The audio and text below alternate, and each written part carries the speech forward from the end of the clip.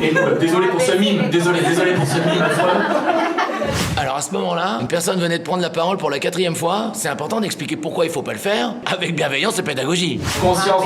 Non, t'inquiète, je vais le dire, t'inquiète pas, tu peux fermer ta gueule, vraiment. Non, parce qu'en fait, c'est le principe humoristique, c'est-à-dire que en fait, la première phrase, c'est ce qu'on appelle une prémisse, qui est suivie finalement d'un développement, et qui normalement doit vous faire rigoler un petit peu quand c'est bien fait, et après, donc il y a une chute, et alors là, sur la chute, voilà, il y a le rire, l'applaudissement qui part, et donc du coup, c'est vrai que là, on passe un bon moment, et moi j'ai l'impression, voilà, d'avoir quelque part triomphé, et c'est vrai que si tu prends la parole sur un de ces éléments, bon, je te cache pas que ça nique tout le délire.